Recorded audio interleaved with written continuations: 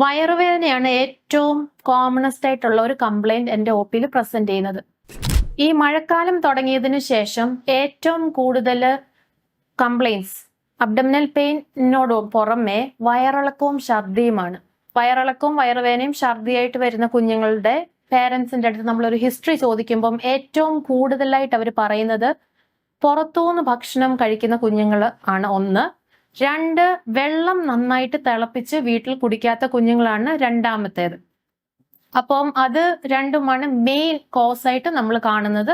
വയറിളക്കം ഉണ്ടായാൽ എന്താണ് പ്രശ്നങ്ങൾ നമ്മൾ ഭയക്കേണ്ടത്? വയറിളക്കത്തിന്റെ മെയിൻ 2 പ്രശ്നങ്ങള്, ഒന്ന് ഡീഹൈഡ്രേഷൻ, ജലാംശം കുഞ്ഞുങ്ങളിൽ നഷ്ടമാകുക. രണ്ടാമത്തെ കാര്യം ഇലക്ട്രോലൈറ്റ്സ്, സോഡിയം പൊട്ടാസ്യം പോലത്തെ ലവണങ്ങൾ നഷ്ടപ്പെട്ടു പോവുക. വൺസ് നമുക്ക് ഹോസ്പിറ്റലിൽ കൊണ്ടുപോകുന്ന ഒരു അവസ്ഥയായി കഴിഞ്ഞാൽ ഹോസ്പിറ്റലിൽ കൊണ്ടുപോവുക. അവിടെ ചെന്നിട്ട് ഡോക്ടേഴ്സ് തീരുമാനിക്കും കുഞ്ഞ് ഡീഹൈഡ്രേറ്റഡ് ആണോ, ആണെങ്കിൽ IV ഫ്ലൂയിഡ്സ് കൊടുക്കാനായിട്ട് സജസ്റ്റ് ചെയ്യും. അതർവൈസ് നമ്മൾ മെഡിസിൻസ് ഒക്കെ തന്ന് വീട്ടിൽ വിടും. വീട്ടിൽ വിട്ടാലും നമ്മൾ പ്രത്യേകം ശ്രദ്ധിക്കേണ്ട കാര്യം കുഞ്ഞ് ഡീഹൈഡ്രേഷനിൽ പോകാതെ സൂക്ഷിക്കുക എന്നുള്ളതാണ്. അതിനുവേണ്ടി ORS ലാനി തരും. നമ്മൾ 1 മണിക്കൂറിനുള്ളിൽ പറയുന്ന അളവിൽ ORS കുറച്ച് വെച്ച് കൊടുക്കുക. അതല്ലാതെ ഒരുമിച്ച് കുടിപ്പിക്കേണ്ട ആവശ്യമില്ല. വോമിറ്റ് ഔട്ട് ചെയ്തേക്കാൻ കുഞ്ഞുങ്ങൾ 10 minutes hold on again give. അതാണ് നമ്മുടെ മെയിൻ തെറാപ്പി ലൂസ് ടൂൾസിൽ.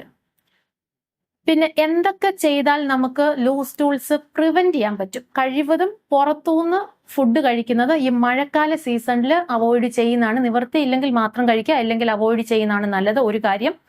രണ്ടാമത്തെ കാര്യം, നമുക്ക് വീട്ടിൽ വെള്ളം നമുക്ക് പുറത്തു നിന്നൊക്കെ വെള്ളം മേടിക്കുകയൊക്കെ ആണെങ്കിലും കഴിവതും തിളപ്പിച്ച് ആറിച്ച് കുടിക്കുന്നതാണ് ഏറ്റവും ഉചിതം. അപ്പം ഇത്രയും കാര്യങ്ങളാണ് നമുക്ക് മെയിനായിട്ട് അതിൽ ശ്രദ്ധിക്കാനുള്ളത്.